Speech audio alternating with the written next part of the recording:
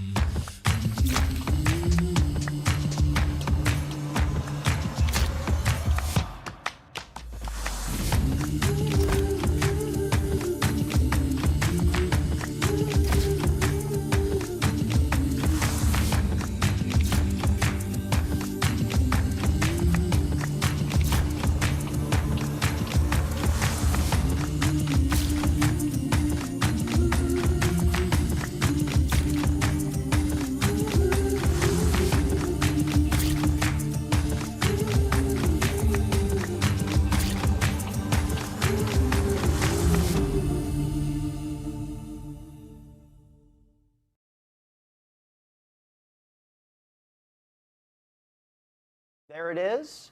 Quarter 2 contest is going to be grip and grins.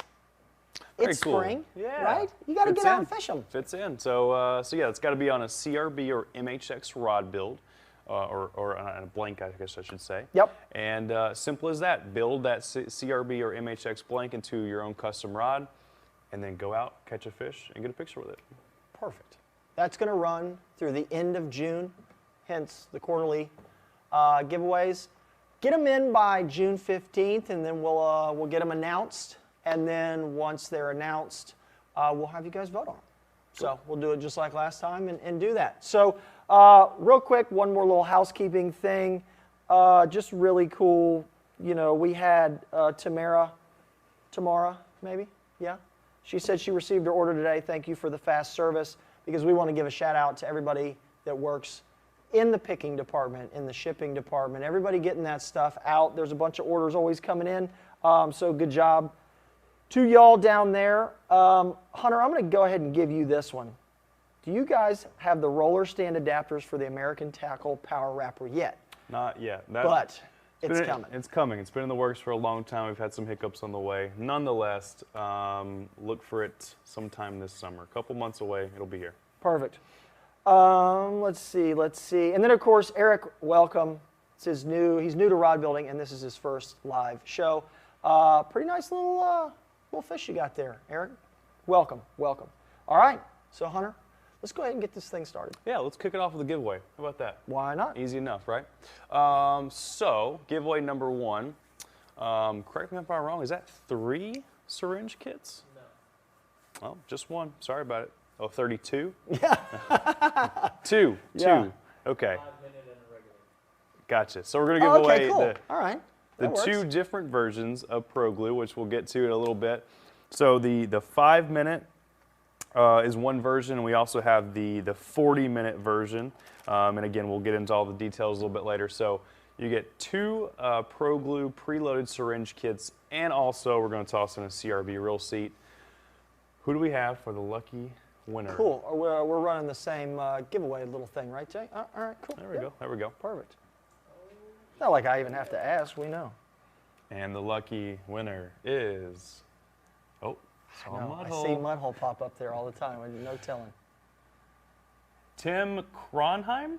Perfect. I think, sorry if I butchered that, Tim, but hopefully I got that right. Kronheim. You know, the good news is we butcher most of them. Yeah, so right. it's not like we just single a few people out. Yeah. You know, it's good. So awesome. Congrats, Tim. Yep. And to claim the prize, we have the email address live@mudhole.com. Shoot an email over there. You know, even questions, comments, and concerns. You know, try to keep it PG or G at least. But yeah, live@mudhole.com. That'll help us get your prizes out to you. Yep, absolutely. Sweet. All right, so let's get into it. Let's talk about why a reel seat would be loose in the first place. So that's kind of what we're going to talk about tonight for reel seat repair. The most common issue a person would see is if you get your rod, and whether you've been fishing with it for years and years and years, or even I've seen this with some factory rods that happen within a couple months. Yep. Is you get the dreaded reel seat that spins around. Okay. And nobody likes that. That's just not going to work. No. So a couple of reasons this might happen is, for one, if this is a factory rod, more than likely they didn't use enough epoxy on the inside. Okay. Another common thing I've seen is the type of arbors, or I guess you could say sometimes the lack thereof. Right. A lot of these factories will be in a rush. They like to save time and costs and all of that good stuff. And unfortunately, they might not put either enough adequate arbors in here. Right. Maybe they use the wrong material. Right. So that's another common issue. Because I've seen a couple horror stories. You know, I mean, we see a lot of good stuff in the Mud Hole Live Rod Builders Workshop. But nobody's shy about showing off some horror that has happened with some of these rod builds. So. And of course, one of the third things you see a lot is if you do happen to have a rod that you have used for a very long time, that epoxy that holds this reel seat to the rod blank, it can become brittle.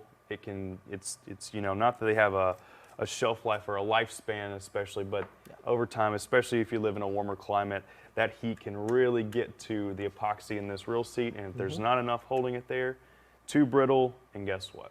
Starts to spin. You're done. Yeah, because I mean, you know, they talk about how hot a car can get in warm climates. You know, it could be a couple hundred degrees in there. You want to leave your rod in the car to fish it after work, and if it's not built correctly, you're going to end up having a real bad afternoon. Yep. When you go to set the hook and it turns into a spiral wrapped rod, but an That's unintentional one.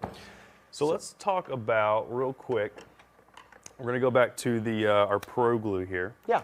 So we got our preloaded syringes, and the reason that you guys will see that we really, you know, can hype up the Pro Glue is because you can't really use our Pro Paste epoxy.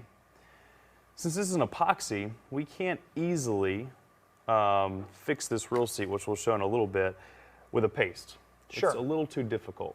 So in conjunction with our syringes that we're going to show, our Pro Glue liquid epoxy really does the trick. Right. We have this in a 5-minute. Yep, that's we can leave that all night, and it's not going to move. So it's the paste, like you were saying, but it's good. It is. Because if you don't want it to move, we've got it. Yep. If you're building a custom rod from the ground up, and if we're doing a brand new handle, we're using Pro Paste. It's got better adhesion, better all that good stuff. Pro Glue still has some of those great properties, but in a liquid form, it'll flow. It allows us, it flows, it allows us to actually tap into these reel seats in a sense, which you guys will see, and actually allow us to apply that epoxy to the inside of these spinning reel seats without having to use a paste. Okay. So again, 5-minute version, and if you're in a hurry, if you want to use 5-minute. We also have this in a 40-minute cure time, or set time, I guess you would say. Sure. Not necessarily cure time. I like always having at least one of these preloaded syringe kits in the house, on my desk, at all times. Absolutely. Because aside from rod building, you know, you can certainly, if you wanted to, you know, for your household chores or whatever, you know, if something happens to come about or something breaks, or, you know, aside from rod building, this stuff works great around the house. Yeah, you can still fix anything pretty Especially with the 5-minute, you know, if you're in a hurry to fix something. But besides that, the 40-minute works great, especially for our purpose. I think a 40-minute cure time or set time as opposed to a 5-minute is preferred. Yeah. If you're not in a hurry, just get the full cure time, 40 minutes, Yeah. and it'll get the job done. Well, and especially because when you're using the Pro Glue in the way that we're going to be using it, so you're going to mix it, and then you're going to transfer it to a syringe. And we're gonna kind of walk you guys through this. But since Hunter brought it up with the cure times, you do have to be careful because there is a little bit of handling going on. Mm-hmm. You're going to mix it, then you're going to move it to this. You're going to get this situated. And of course, you're going to want to drill your holes in your reel seat if that's the approach you're taking. And then you need to get it and work with it. Right. So I have used the Pro Glue in both the regular cure time and the 5-minute cure time. And I'm going to promise you, 5 minutes goes by quick. Very quick. Like, it's not that it cures in like 30 seconds, but when you're doing something and maybe, oh, that piece is over there on the other end of my workbench, you'd be surprised how quick that stuff will set up. Mm-hmm. So if this is your first go around, might have that 40-minute, the regular cure time too. Yep, That's absolutely. just kind of a word to the wise there. Yeah. And if you guys are familiar, obviously our Pro products, Pro Glue does the trick. If you are a fan of Threadmaster products, we have the Optimum Flow that works great as a liquid epoxy. Flex Coat, they have a 5-minute epoxy. Gen 4, I believe theirs is a Fusion is the name of it. I believe it's a liquid epoxy. So there's more than just Pro Glue. Several different variations out there that you have to choose from. So let's talk about maybe some glues that you would not want to use. Yeah, because we have gotten the comments from people that say, hey, could you tell us some of the stuff that we shouldn't do at times? And so we try to work that into the show. We all kind of sat around and were like, we better make sure to mention, don't do this. Yeah. So. Couple that come to mind, Zap-A-Gap. Stay away from Zap-A-Gap. It's great for what it is as a super glue, but it's definitely not something that you want to necessarily use in the rod building world. Gorilla Glue, stay away from any of the fast setting super glues.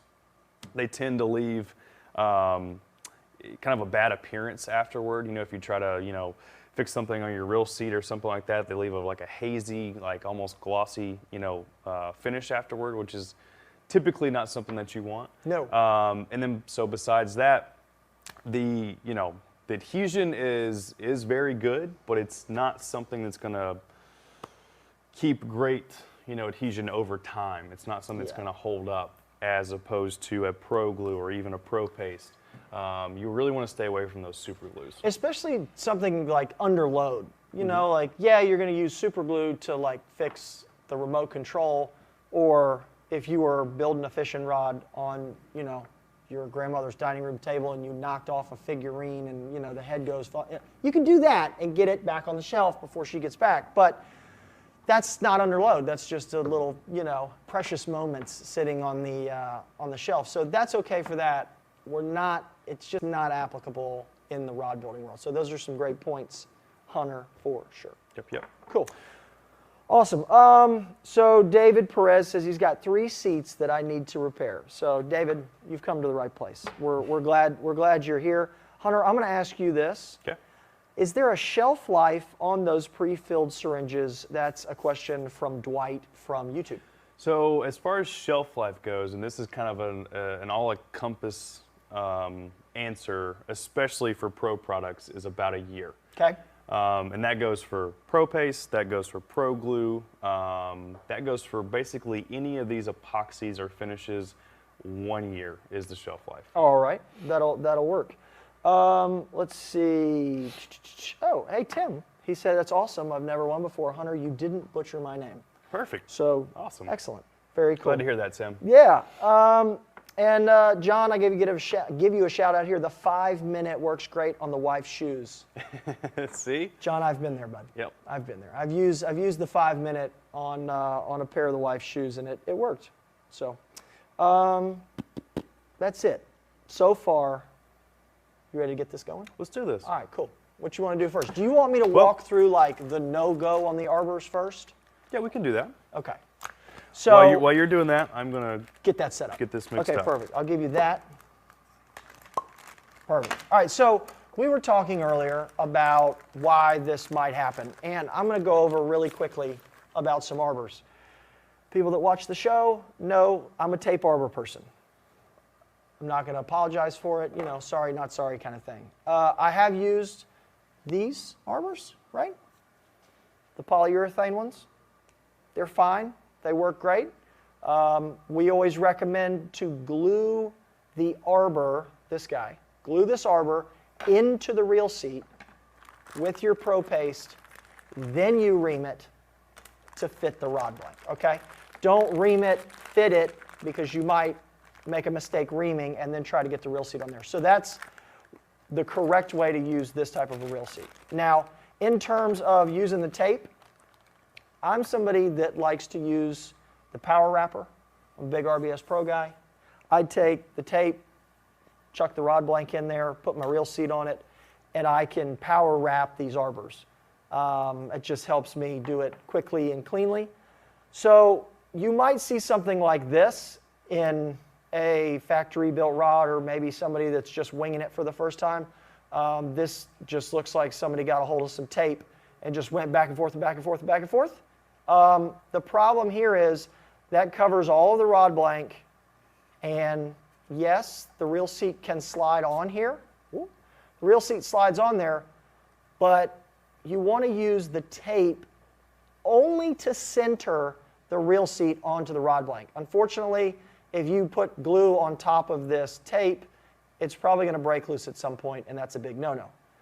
Now, the individual arbors, little rings, is how I do it.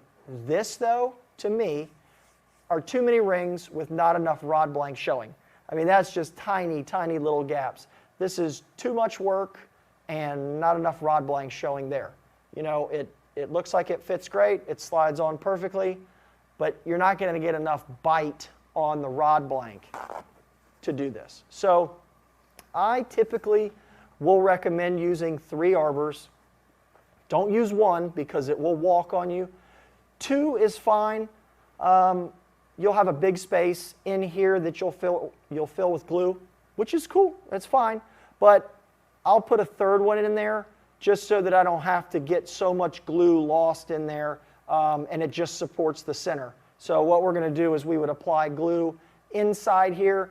I go careful, you know, slowly, carefully, make sure to kind of cover the rod blank completely.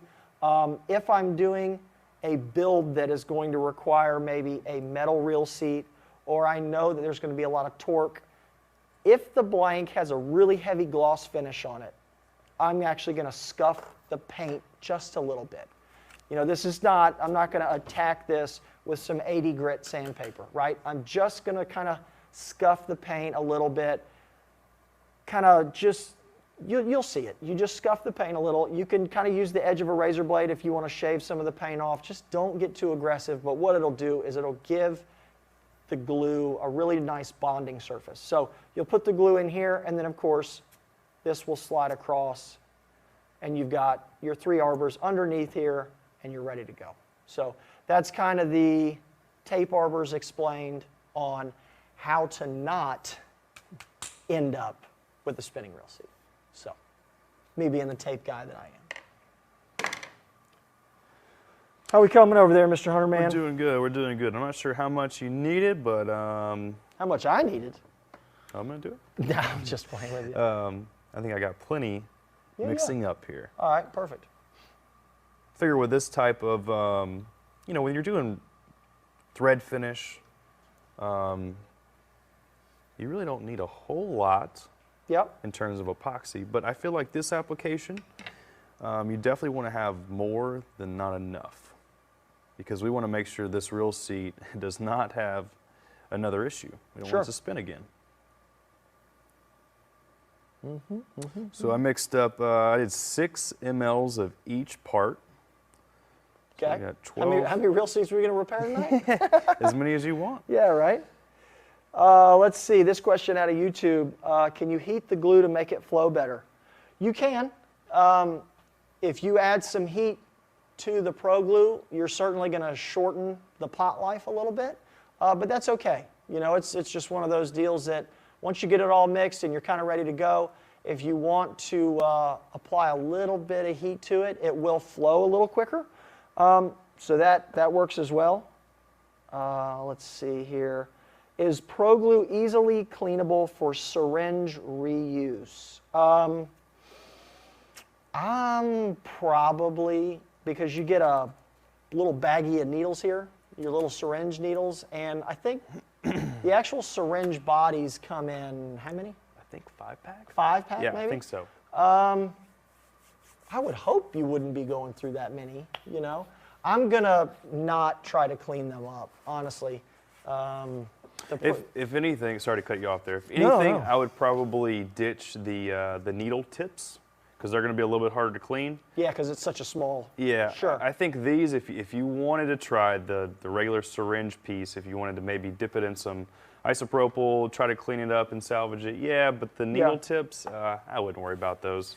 I think Sure. those come in a pack of 10, so Yep. yeah, better off just tossing those Yep. and moving on. Dennis, question, if you lightly sand the rod blank between the arbors, is that okay? Absolutely, that's kind of what I was referring to. If you want to sand, kind of scuff the paint up a little bit, make sure that you'll get a good bond there.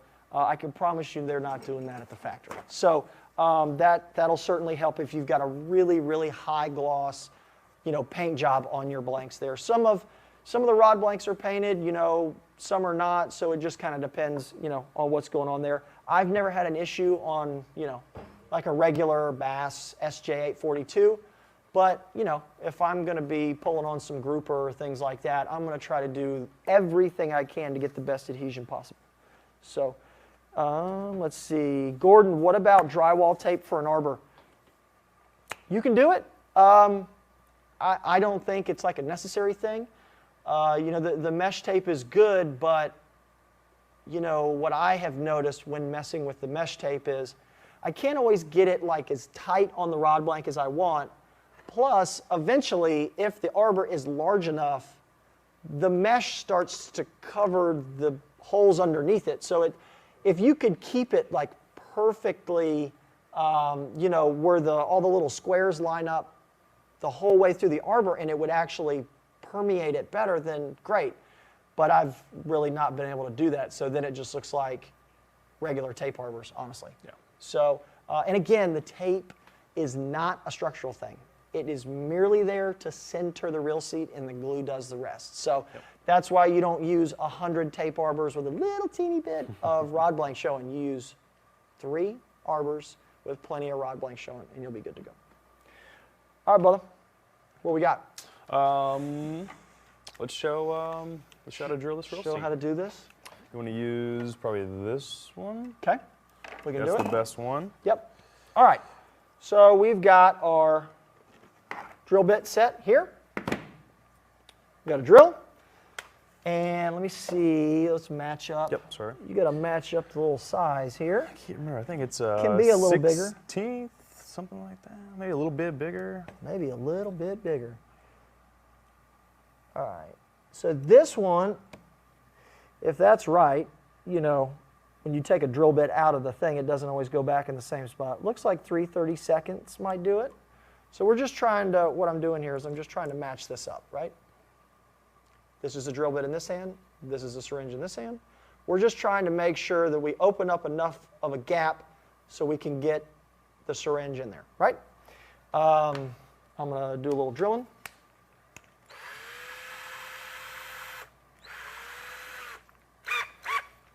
All right. So a couple things. When you're going to be drilling on this, you're not going to know where the arbor is, right? So unfortunately, you might have to drill and hit and miss and, you know, a little bit. But to be honest with you, we're going to take, even if we were to drill 6 holes in the top of this thing, the integrity will still be there once we glue it. So don't worry about that. You know, if you've got a power wrapper or you've got a very, very, you know, sturdy, you don't want to put this in like a vise or anything, okay? You can hold it on the table. You're not going to be applying a ton of pressure because the drill bit cuts into this reel seat pretty easily. So I'm just going to go ahead and do that, and we're going to get going. Okay?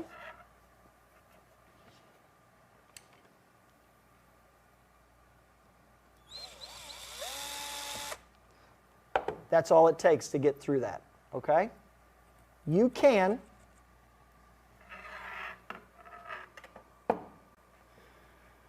you'll see the hole here. Cool. All right. Couple things. I'm drilling the hole underneath where the foot of the reel is going to be. Okay? So your hands are not going to be on this hole. It's not going to be if it's got a little bit of an edge to it because the glue, kind of seeps out. It's not going to, you're not going to feel it back here where you're holding it. So the reel is going to cover it. All right? You can tape off this drill bit just in case you're afraid you're going to go in too deep. But trust me, if you just let the weight of the drill apply the pressure here, you're not just accidentally going to go through the whole thing. You're just not going to do it, right? Once you get the drill bit going, just have a light hand with this, and the weight of the drill will just drop it right through. And as soon as you feel it drop through, just stop. You're not going to hurt anything, trust me. So we would go through and we would drill multiple holes through here, right? And then, Hunter, what we'll do is, do you have any tips on, are you like a pour the Pro Glue down type guy? How do you do it? I usually get it from the syringe, so I'll put the plunger in. Do you? And then pull it up through there. Okay, cool. So you can do it, you can draw it up, and then I, in the past, have poured it in. Mm-hmm. So it works both ways. It really, there's not like a, just as long as the glue hadn't set up. Because see, if we'd have done it with a 5-minute, we'd have ended up with a solid brick over there. Already been done. Already been set up. Exactly. All right. Go ahead and draw that up, and I'll show you guys how we do this. Want to do another giveaway? What do you think? Yeah, did we get ahead of ourselves and have to do a giveaway here? Let's do it. I'm happy to spend your money. I am absolutely happy we could show the, you can do this with an aluminum seat too. Yeah, we've got one drilled here already.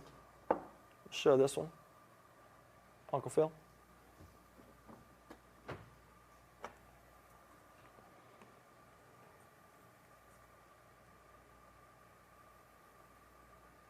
See that there?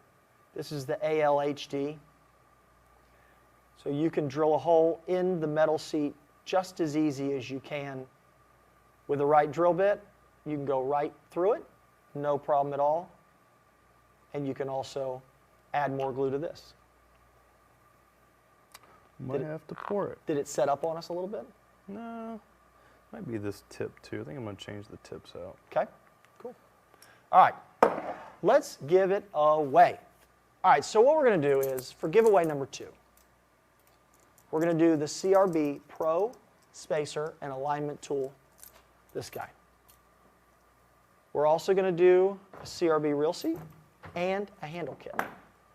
So, as we've mentioned before, when you win a prize like this and we don't have a very specific, shoot us an email, say I won giveaway number 2. We'll chat about what handle kit, if you're a wind grips person, a cork person, whatever. We'll get that sorted out. So, Jay, you want to go ahead and run the giveaway for number 2. So the Pro Spacer, Alignment Tool, pair, and then CRB reel seat and a handle kit.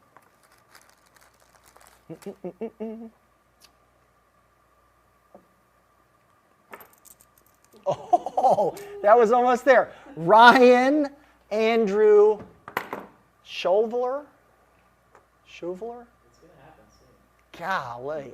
It was close, though. I really, really thought, because it paused there just for a split second. So, Ryan, you just edged out Mudhole Custom Tackle there for the win on that. Ryan, shoot us an email over to live@mudhole.com, and we'll get you set up. Let's see.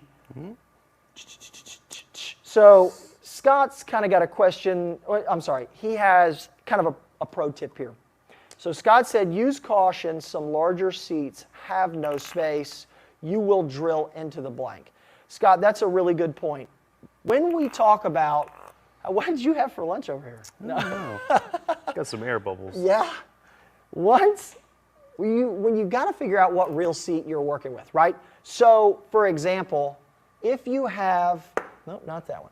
If you've got this is a Fuji ECSM, right? This is one of my favorite casting reel seats. I'm going to use it on, all my bass rod builds and stuff.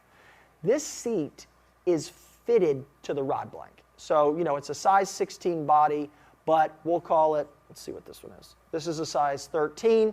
So, you might find this on like an MB874. It does have slight little channels. It is a little bit hard to see in there, but there are small little elevated grooves inside of this reel seat, and that's what makes it fitted to the rod blank. So there is little to no room for error if you're going to drill this. Keep in mind, though, these fail way less than reel seats that have arbors in them. The reason for that is there's like no room in there. If you use glue, you're probably going to be okay. You know what I'm saying? So there's just not a ton of room to fail inside of this seat. Now, where the grooves are that size this, it's almost like they knew if you needed to repair it, because the grooves are on the roof, the top of the reel seat up here. So when we're holding it like this, all of the grooves are like running like this, okay? So if there is any space, it's going to be on this side of the reel seat. The blank runs through down here, and there's literally no room down here. So all of the grooves are up here. If you have like a size 14 or a 13.5 or even a 15, you start to get into those real high numbers where you have very little room in here. Again, it's probably not going to fail, but as Scott had mentioned, you got to be careful because you might hit the blank.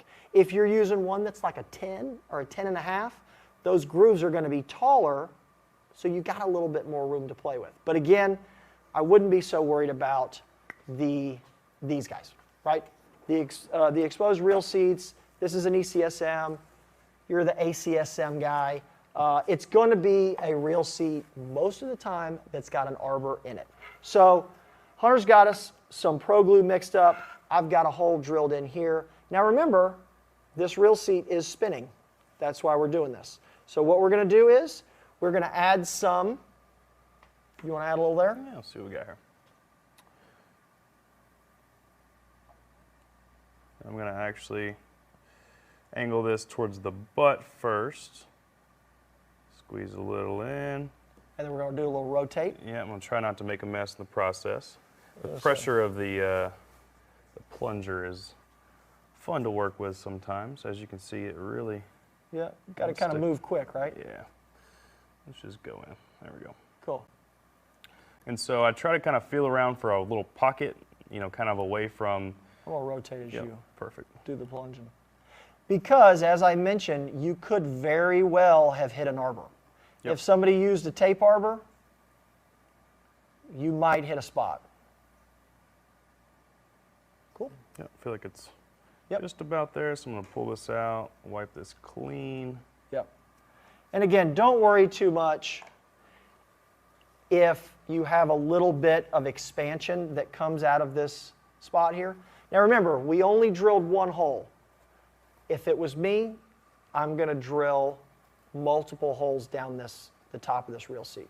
Here, I might do 3, but you're also going to have to kind of decide if you drill in and you hit an arbor, you're going to have to drill multiple spots because one, it could be a solid arbor all through here that you're going to kind of have to work through. If that's the case, you might want to drill the hole. You can try to figure out what type of an arbor it is, because if it's like a polyurethane arbor, you can take, where's that pick that I had? Right there. Okay, so we have different, in pick sets, right? You can actually take this, if you have a polyurethane style arbor, you can actually come in and almost like cut a groove around in the arbor, right? So the reel seat's not going to move this way or this way. So if you can hold the reel seat, use the pick and the size of the hole that you drilled, spin that reel seat, and most of the time, these type of arbors, you can actually gouge pretty good. See there? Very little effort, right? You can gouge it. So if this arbor is underneath here, you've got a pretty good chance of drilling a couple holes and trying to bore through that just to try to do everything you can to get some glue in here. Okay? So that's just a couple options. And again,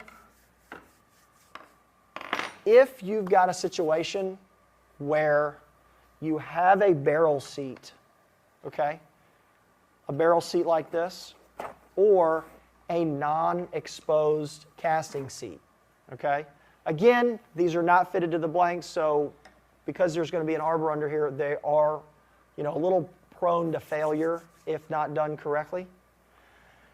It might be a situation that if it's an old fishing rod, I would always assess, before I start drilling holes, I would always assess what's the rear grip like, or the fighting butt and the butt cap, what's the rear grip like? If these are worn really in any way, I might just go ahead and cut all the grips off. The reel seat's already free. Just take and slide that reel seat off and figure out what's going on underneath the reel seat, okay? Like I said, if it's not fitted to the blank, it will come off this direction. Because most of the time, if this inner diameter is probably, let's say a 16 or a 17 or an 18, you probably are going to have enough room in this last 12 inches of this to get it over the butt. Like you won't reach enough taper where you can't get this reel seat off, right? You don't want to go that way because then you got a bunch of guides unless you're going to work on the guides. But if it is an exposed reel seat, you'd have to go that way, right? Because you couldn't go this way because it's fitted. So just a couple things to think about if those are out there saying, well, why are you drilling holes and why are you doing this? We're doing this just in the situation of if we don't want to tear this whole rod down. Because this isn't just a quick fix, it will last. Yes. If it's done correctly, it will last. This is not a situation of, oh, we're just going to do this to get you through the tournament tomorrow type thing, right? That will work great. But do keep in mind, if it's an old fishing rod, I would assess, like, should we just tear the grips off? Yeah, I would agree, especially if your grips are worn or they need to be replaced, in a year or so anyway, or even right now if they need to be replaced. I would definitely opt for the option of basically stripping the whole handle off, grips included, and just kind of starting fresh. And really, adding grips or replacing full grips, or not even full grips, excuse me, full grips or split grips to the back of your rod, it's not that hard. You don't have to go, if your rod's already built, you don't have to strip all the guides off in order to replace that handle section, reel seat included. You can leave the guides on. There is a way, and we've shown this on past episodes, and maybe we'll do a little refresher sometime this year as well. You can replace those grips from the butt end of the rod. It does not have to be from the tip end. So if you're in a situation like that, I would definitely, not that the example we just shown is not going to work for you long term, but if you are in the ballpark, you're in the range of wanting new grips or replace old worn grips, I would just do a full replacement of the handle section, reel seat included, and then that way, as long as your guides are good to go, that rod can last you another 5, 10, 15 years, So that's a couple different options you can do, but let's see, what else you got? You got any good questions over there?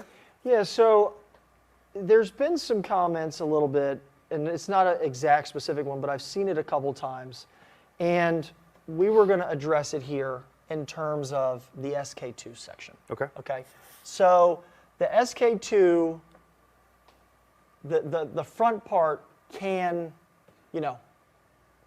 break off, right? And break loose, I should say, not break off. This is one of those instances where it's one of two things. if you have enough threaded section out front and you use tape arbors, you should have enough room in there to drill and make your adjustment. Now, you can drill through the threading just like you drill through, the other part of the reel seat. You do need to be very careful in terms of keeping the threads clean, okay? So if you're going to make your drill, go through those threads, you're fine. Spin it, add the Pro Glue, turn it, add Pro Glue, turn it. Do just as we did before. If the Fuji polyurethane arbor is under there, you can use the trick with the pick, like I mentioned. If that reel seat is completely loose, because you have a gap, if you have a gap in here, you do have the ability to move this a little bit. Sometimes the arbor will break loose. Sometimes the reel seat will break loose from the arbor. So if you do have the top section of your SK2 break loose, I'm going to assess, well, what is it? Is it my arbor that has come off of the blank? Or is it the threads that's come off of the arbor? Now, the fix is going to be the same, but you can slide that section of the seat, hopefully, if you've got a little bit of room in here. Even if there's an insert in here, if you can slide it just enough, because we're not talking about a lot. We're talking about what, I was using a 3/32 drill bit. So if you can get this threading away from the grip just 3/32 of an inch to get a syringe in there, more than likely your arbor is not to the edge of the threading. So you might actually, on this one you can show them, there's a cavity. It'll slide off there now. No, I meant here on the front. Oh. Yeah. So here on the front, the way we did our arbors, there's probably 1/4 of an inch of cavity. So you can see the arbor in there. So from where the arbor stops to where a grip would come down here and settle, there's a gap in there, right? And that gap would be just enough. If you could fill that with epoxy, you'd be surprised at how, you might be able to salvage the rod. Same on the other side. If it's broke loose and you're using, it's a WCS, is the winding check. So the Fuji SK2 WCS check is on the inside. If you can work this away from it just a little bit, just enough to get that syringe in there or pry that winding check away from it, you might be able to get the glue in there without drilling any holes. So for those that have the SK2, if you have a problem with that one, try to figure out, is it the threading that's the problem? Is it the arbor that's the problem? Because it's not going to be both. Yeah. It's going to be you've popped off the arbor, or the arbor's popped off the blank and your threading is still glued to the arbor. So I would definitely caution about moving this away from, even if it's just the smallest amount. Yeah. If I'm going to move it one way or the other, I'm going to move my threaded barrel towards my rear grip portion. I'm going to move it towards the butt, not towards the tip, because in most cases you can get by with coming closer, but in some cases you can't get by with going further away. For sure, that's a great point. So I definitely would advise moving it towards the butt and not the tip. But anyway. Yeah, awesome. I will say, this is pretty good here, Robert. I was taught this way as well. I always indent my arbors. I actually will do the same thing. If I ever use these arbors, I will do the same thing. I will indent the arbor to almost create like little glue channels. Yeah, Just, great idea. That was from your father that showed me how to do that. Let's see. So Brad's got a question. Does one need to lightly sand rod, arbor, and reel seat prior to gluing to alleviate bonding issues?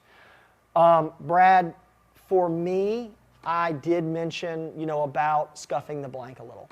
I like to use the word scuff more than sand, just because sand sounds like we're removing a lot of material, if any. So scuff it or sand it, whatever. You can scuff the blank. These arbors tend to fit perfectly inside of a reel seat. If you want to, lessen the outer diameter a little bit, if you feel like that's going to give you a better bond, just having a larger, space of glue between this and the reel seat is not necessarily going to give you a better bond. Proper coverage is going to give you the better bond. So if you do want to put a little a few little glue channels in this, you can, as mentioned before, but it's not always necessary. If you end up sanding this, it can cause a fitment problem. So it might not fit as well on the reel seat.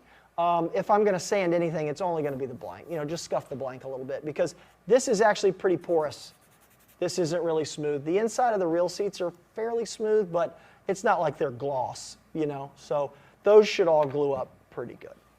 So that was a good question. That was a good question. What you got? You got anything else? I know we're going to do, we're going to do another, we're going to do another giveaway here, but of course, we have just to go something back before we do that. To this real quick. Okay. So this was the seat that we repaired a few minutes ago. Mm-hmm. You definitely want to make sure you clean up any excess glue. Make sure that's removed. Clean that up really well. If you have, typically this glue is going to dry clear, right? Oh yeah. So you don't have to worry about, and you're going to cover it up with the real feet anyway. Sure. So that's not really an issue. If you are concerned about the visual effects of the holes or the glue, you can, one way to do that is to pigment. Most of these graphite seats are going to be a dark gray or a black. Oh, yeah. Okay. If you wanted to pigment the epoxy, right, with like a CRB pigment, you could do that, do it like a black color, and it will virtually, not necessarily disappear, but it will cover it up very well. But again, typically you're adding a reel to these reel seats, and you're going to cover up the area that you drilled these holes in. So it's not really an issue visually, as long as you're okay with seeing these little pinholes in your reel seat. That glue is in there, it's secure. So just to hit on that real quick. And again, we typically try to, if you can see this little area, almost every single reel seat out there is going to have a little area, usually a little oval, a long oval area to where the logo goes. Sometimes this will have a sticker. Sometimes it will be molded. If it has a molded logo, you're fine. Just start drilling away, no problem. If it has a sticker, remove the sticker, and then you can start, the drill process. Sorry for the camera there, guys. I apologize. But anyway, if there's anything impeding that area that you're going to work on, make sure you remove that. Any excess epoxy or a sticker, or whatever it might be, get that out of the way before you start drilling. And besides that, really you can kind of, you can do one here, hit the middle, and then one here. And I'm sure you guys, hopefully, you can definitely see that outline of that logo area. Usually that is the only space that you really need to drill into. If you do put 2, 3, 4 holes there, down the line, and you feel like you added glue and you just didn't get enough in there, then if you wanted to branch out and go outside of that oval and then go out to here, you certainly could. But the goal is to try to get in that logo area, at least for me. That's a great point. That's what I would suggest. Of course. And that should do the trick for you. And again, make sure you're moving that syringe around different angles. Make sure you're actually getting plenty of glue inside this reel seat. And you can always use the spin to your advantage. And after you're done, spin around a couple times. See if it'll settle? See if it'll settle. Okay. We'll try to work that glue around a little bit, and then always make sure you line up that reel seat at the end. Right. Not that I've done that or anything, but no, we would have never, ever done trial that. and error. But no, anyway, make sure you definitely line up that reel seat, whether it's a spinning rod or a casting rod. That will be your last thing to do besides your cleanup of the glue. Okay. Yeah, that's about all I can think of. That should pretty well cover it. That's about it. Well, that's not too bad. 55 minutes. I think we covered what we needed to cover, right? Yeah. We got any last minute questions? Yeah, you know, I think the guys really, really love when they put us on the spot. So Jay has got it queued up because it's time for rapid fire Q&A. Rapid fire All right, Q&A. let's go ahead and put 7 minutes on the clock. This would be like 7 minutes in rod building heaven, maybe? Is that still a thing? All right, let's see. We've got that. Damn, I got a buddy who wants me to build him a Florida Gators theme rod. What thread colors should I order? Tim, we've got a list of colors that we can help you out on a number of different sports teams. If you would, since you won tonight, you're going to be sending me an email, live@mudhole.com. Include this in the email. We'll get that figured out because I'm a Gator myself, and I'll make sure that we get you the right colors, I promise. Let's see. How about this? Joanne, I didn't get the 2022 catalog. How do I get that? Joanne, go ahead and send me an email, live@mudhole.com. I will take care of that for you as well. Huh? Yeah, but that's to like request one. Just go ahead and I'll just take care of it, right? I'm here, right? There you go, straight to the source. Nathan, Hunter, this is going to be you, bud. Okay. Do aluminum seats come loose less often due to less flex? Not necessarily. Because think about how those saltwater rods are being used.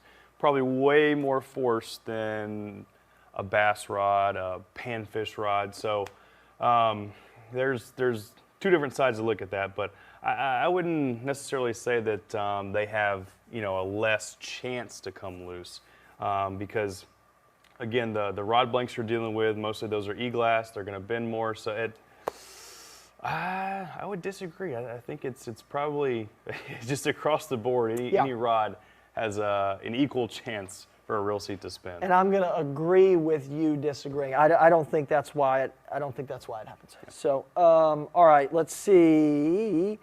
Lee is excited about the Charlotte rod building class next month. Lee, if you haven't done one, it's an absolute blast. And if anybody wants to take a rod building class, we have them virtually on the website through like a Zoom meeting. The same instructors that do the in-person class. We also have them here at headquarters downstairs in the education center. And then of course, as Lee mentioned, we've got one, going to Charlotte. So we've got them kind of peppered around, and of course we have options. Freshwater, inshore, saltwater, all that stuff. You can sign up. It's on the website, mudhole.com/classes. Let's see. Bum, bum, bum, bum, bum.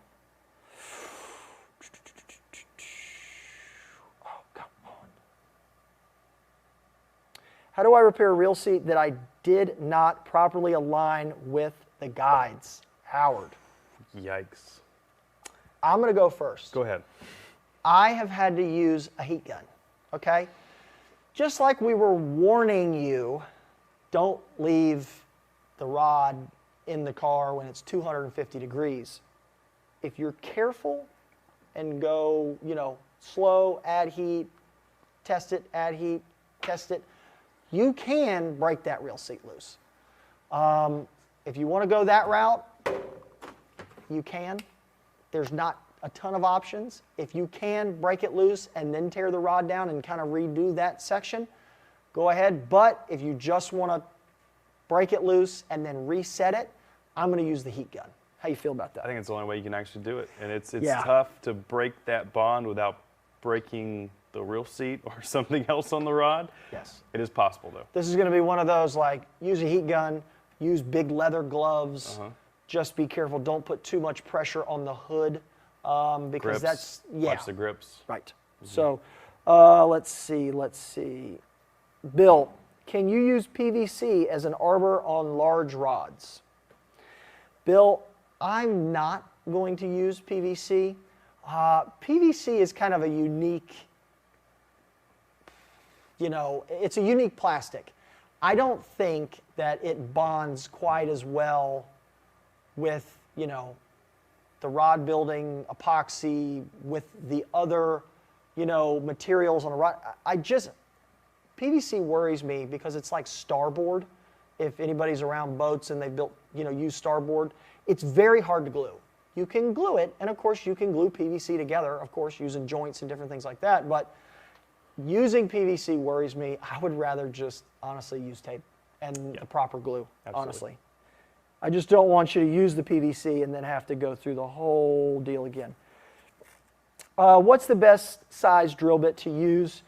I was using the 3/32 because I was matching that drill bit to the size of the needle on the syringe. That may vary depending on what size needle you have. If you're using a different one, just match it up so the needle fits in there perfect.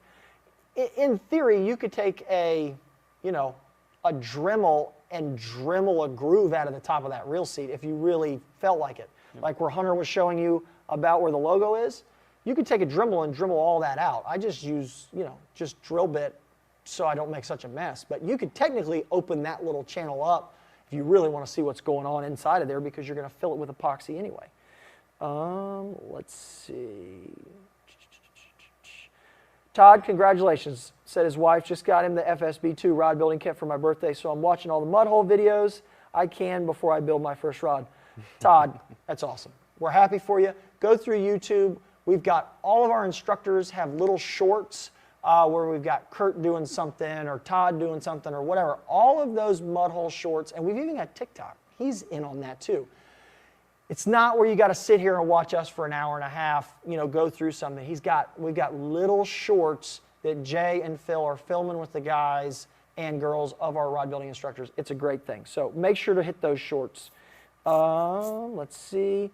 Michael, we went over the SK2 seat there in depth, so that was a great question.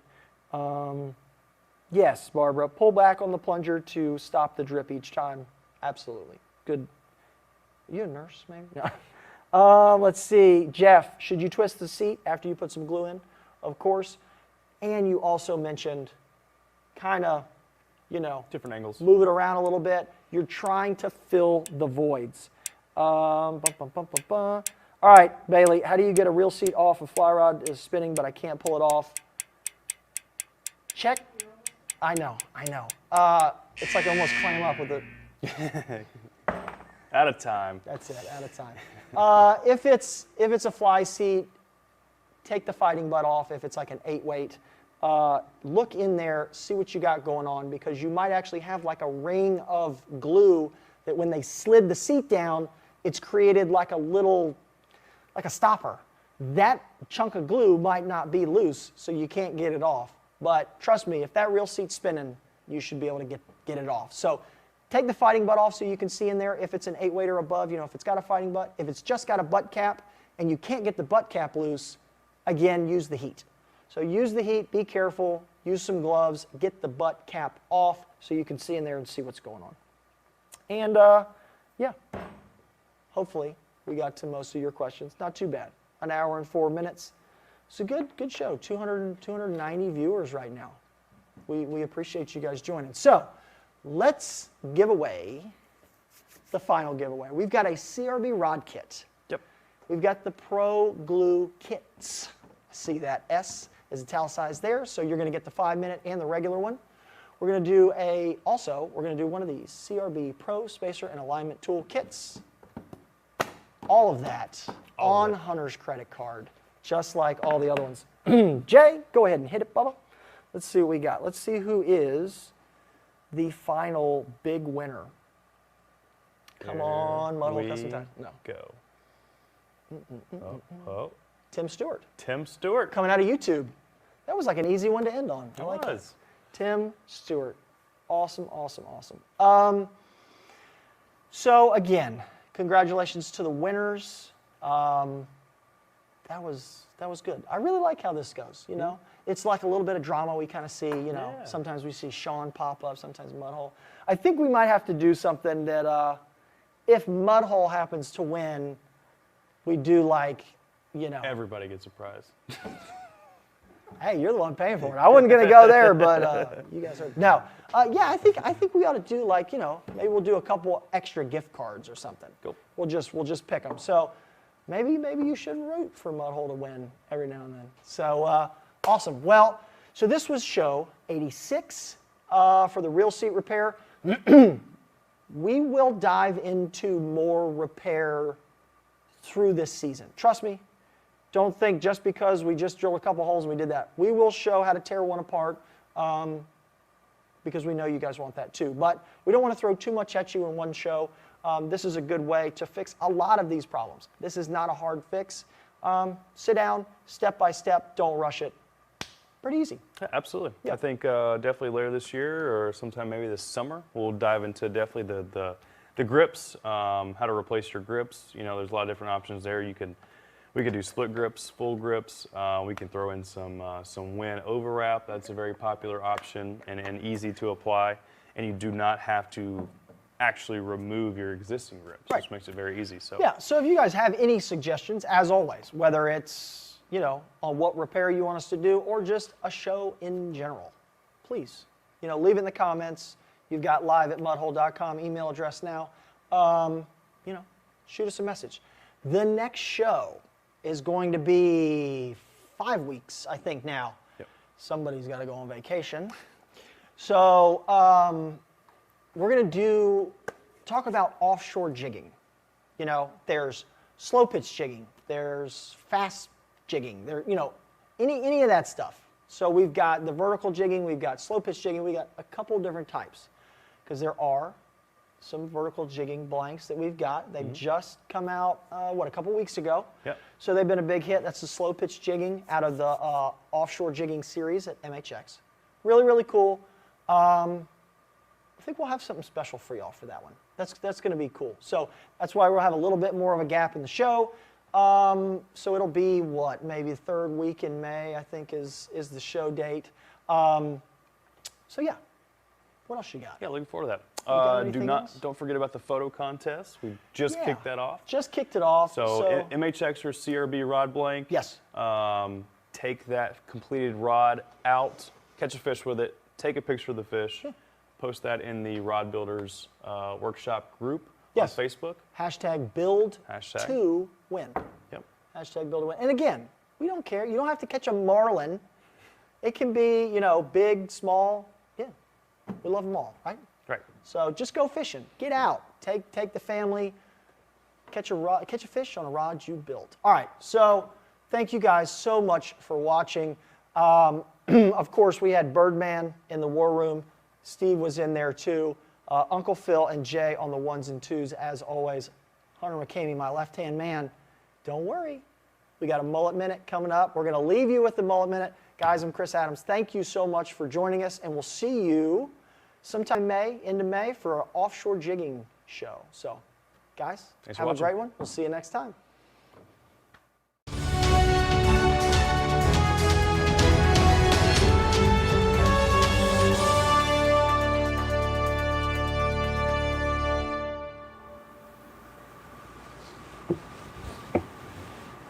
Welcome to Mullet Show.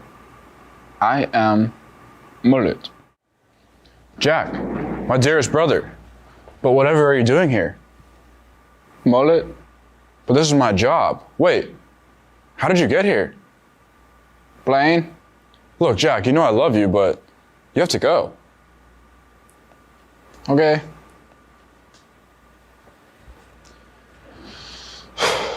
Sorry about that, folks.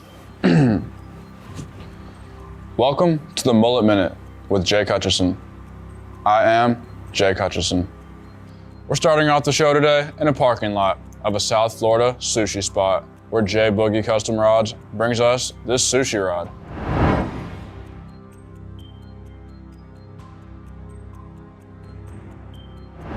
This rod looks so good that I put it in my mouth. Luigi Siliberti from the Rod Builders Group used the olive branch technique to inlay an M into his wrap. Some say he's awesome, some say he's a good builder, some say he's a thread master. I say he's a mighty fine rod builder. Bellissimo. John Schmal brings us this custom rod that you could not find stock on a shelf. I mean, didn't you lose that in a boating accident last year? Anthony Palladora brings us this one-of-a-kind pinwheel wrap, based on a set of kaleidoscope grips made out of EVA that he turned. What's this? It's an art project. Okay, I like it. Picasso. Yeah, that way. The South's got something to say, and Mike Weibel from the Southern Rod Builders Group says wing grips are the new shifter knobs. Those are bad. No, it was like wrangling a cow. Throwing the rope at it. Travis Brisson brings us this beautiful neon rod with incredible thread work and crazy inlays on all the guides. Oh no, I didn't have a joke for it. It was just a sick rod. This April 1st, we introduced the Spincaster reel seat. The new double reel seat. Double the fish, double the action, double the power, and again, double the fish. You can check it out on our YouTube, Instagram, Facebook, Twitter, and TikTok, Mudhole Custom Tackle. But you know that because you're watching this video right now. On to a more serious note, Mudhole is sponsoring a Custom Rod Builders Guild event on June 10th, 11th, 12th in our Education Center. There will be a social gathering on the 10th and over 30 workshop seminars on the 11th and 12th, taught by the best rod builders in the industry, covering all the trends and techniques you need to know. More on that next Mullet Minute. In other big news, Mudhole Custom Tackle has joined forces with CCA Florida to sponsor the CCA Youth Program Scholarship. Applications are due April 15th, and you're watching this on April 12th, so you better get to writing. And now, what you've all been waiting for, the TikTok video of the month. Drum roll, please. Explaining rod blanks. Kick it, Phil. Can you explain which fishing rods are good and which ones are bad? Sure. So different fishing rods and rod blanks are developed for specific techniques, applications, and even regions. Let me explain. The MHX spinning series are designed specifically for panfish, crappie, and trout, all lighter applications. MHX ice blanks, well, for ice fishing, when it freezes over up north. The MHX flipping and pitching series, designed for bass fishing around heavy cover. This is also where we get into the nuances and custom part of rod building, because this blank doubles as an incredible sailfish rod. Another multi-application series are the CRB Gator Glass blanks, which are an offshore blank and double as gator fishing rods. When you're ready to step up to a higher performing, more sensitive blank, check out the MHX Elite Pro series. These blanks now come in new 2-piece configurations for the fishermen who want to travel with the rod they built. Thank you all for your continued support of the Mullet Minute. This has been the Mullet Minute with Jay Cutchison. I am Jay Cutchison.